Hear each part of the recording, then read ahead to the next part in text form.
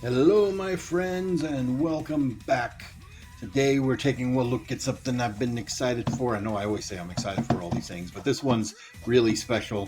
This, of course, is the Missing Link Arcee. And yes, I do have both versions of these. Now, of course, this is just the shipper box that they come in. This is not the main box, obviously. Um, this is, of course, for the American release. So normally I buy these things from Amazon Japan, but recently that's kind of not been an option as Amazon Japan has started charging in full up front. So let's get these shippers off and take a look at them. All right, so here is the packaging proper for the Missing Link RC. And yes, it is that really cool classic Japanese G1 box art, which is really, really cool. So, yeah, this has been literally a long time coming, as RC was prototyped back in the days of the movie figures, but was never actually produced. In fact, a lot of people knew that there was a prototype of Unicron because Unicron had been seen, but not a lot of people knew that there was a prototype of RC. In fact, my first introduction to the prototype of RC was at BotCon 2007, where my buddy Toy Tony and I and his family had gone up to that convention, and we got to tour Hasbro, and they showed us the booth of all what they called their booth of shame, and it had the prototype of RC in there, as well as our first introduction to Toxitron, who has also sort of become a staple. So yeah, this is in fact a G1 RC that was never previously released and now released as part of the Missing Link line. So of course we do get two versions. We get a standard version of RC and one based directly off of that original prototype with the garish colors and all. Now that is not the only difference between these two, but we'll get to that when we get into the actual pack inside the actual package. We can see here we've got that nice classic vintage Metroplex box art, as well as the full bio and read up. And of course your tech specs. There's a decoder in there to take a look at that. And as you saw here, there's also this new artwork of RC. And of course, there was never any artwork originally made for this figure, as this was never released. So this is entirely new artwork, and this is the original artist, if I'm not mistaken, the original box artist doing these. All right, let's get these open. All right, and as these are mostly the same figure, we'll just quickly show them both off here.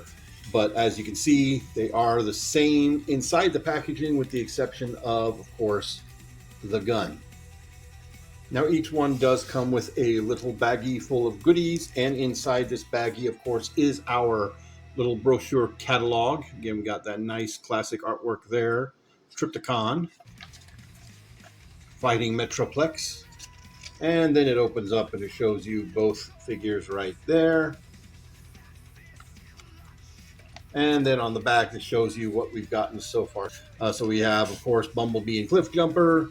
Then we have our Sunstreaker, and of course his repaint there, which I did not get the repaint. And of course, here we have that original prototype of RC. That this toy is, of course, a update and new version of. Each packet also includes your decoder, so you can decode the tech specs right there. If that even shows up on my camera, it kind of does. You get your instruction book, which of course that's trash, and both sets come with the exact same sticker sheet. Now this is very different than what's come before with the Missing Link, because in the Missing Link so far, these stickers have been sculpted on and painted on. But they didn't do that here, which I find very interesting. But I think that has to do with trying to keep true to the spirit of that original prototype. Now, each one also comes with a card. So the one that's in the actual G1 cartoon colors has the regular standard card that's been coming with all the rest of them. And then the prototype has the stylized card that's come with, up until now, the cartoon versions. On the back, of course, you have little tech buyout, tech readout. You got a little hole here for whatever reason. There's a little hole, and these are very flimsy, kind of like sticker feeling cards, not your regular card. And here they are out of the box at last. And as you can see, they are the same outside of the paint job and the guns right here. So there is how they look together. Your cartoon colors, of course, has your pink and white with gray detailing, like the cartoon. That's why it's the cartoon colors. You know, that kind of makes sense. Got the little pink spoiler going on back there. Little barely realistic seats. Then down here, you can kind of see how everything works here, which is very similar to how like all the modern versions of Arcee have worked, where the legs sort of fold up around the body and then the chest all folds up, torso all folds up in there. Likewise over here, we do of course have that garish pink and orange with red trim that we had in the prototype. They both do have the rub sign, vintage style rub sign. You see that there, turning green. And yeah, so for the transformation and articulation, we're just going to show off one, and we'll just use the prototype version for that. No reason to go through both of them. But yeah, she rolls pretty good, all things considered. So let's do a couple of quick comparisons. So here she is with G1 Hot Rod. See how they scale together. Here she is with Cup. Here she is with Rekgar. Definitely not the best scale there. And here she is with her most recent mainline version to date. So you can see how those scale up. You can also see, I'm talking about how they're very similar. You know, the arms are folded up here, the legs are folded down here. So yeah. All right, so for transformation here, we are of course looking at what is essentially a G1 transformer, because, well, it's a G1 transformer. We're gonna pop this gun off there. Also gun storage. You didn't see that often until we got into the, well, like just right here at the Target Masters, but hey, it is what it is. All right, so we're gonna go ahead and untab this piece right here, and look, there's her face. There's her face, all right. Then we're going to come over here and we're going to untab the arms, which just pop out to the side like so, which will then free up the legs and let you pull the legs all the way down, just like so. You're then going to slide the legs in and down, just like that. And you're going to take this whole armature right here, and it just hinges up just like that. That's just going to tab into spot just like that. And this whole piece will come down here, snap into place. Then you'll take this back panel here and just accordion this up and tab it in, just place just like so. And there you have G1 Arcee if she died. G1 Arcee if she died. There we go. Well, she does actually. I missed a spot. We also have little heel spurs right here. That should help a little bit. Heel spurs. I kind of got a softer tablecloth here too, so there's that. So there we have it. There is our G1 Arcee, if they had ever made an actual G1 Arcee.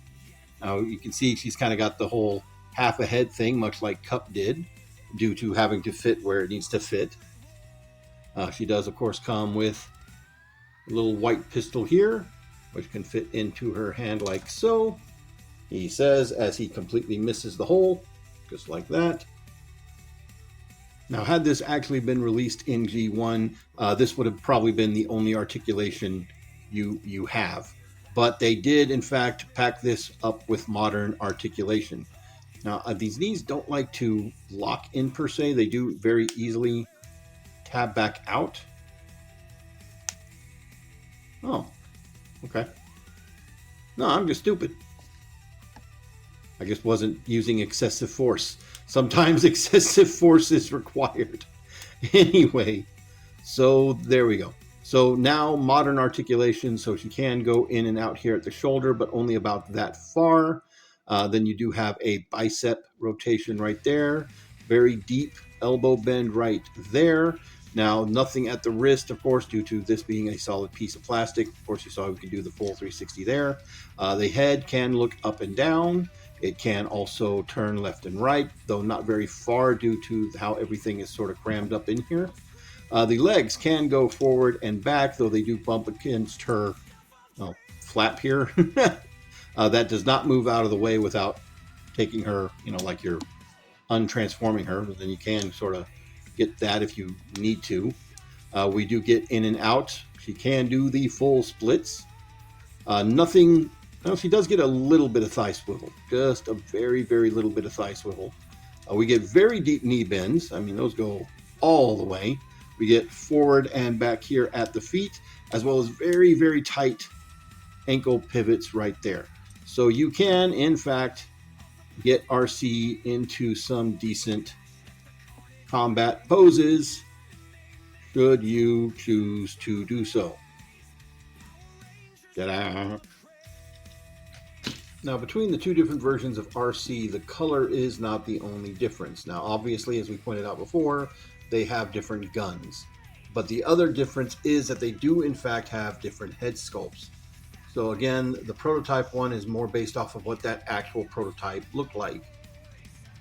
And of course, this one is more based off of what she actually looked like in the cartoon. But done through sort of a G1 lens.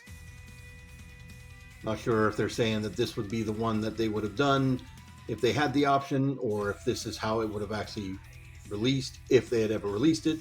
Not quite sure. Also, looking very closely, I do have a bit of a gap right here on this one that I don't have on the other one, or on the other shoulder.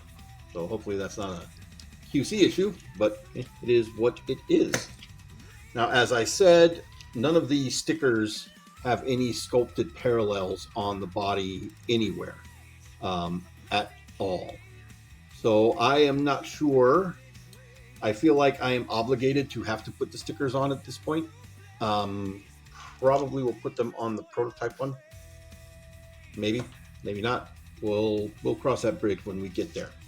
But let's do a couple more comparisons, and this time we will compare with the cartoon colored Arcee. So here she is once again with her boy Hot Rod. See how they look together. Here she is with Cup.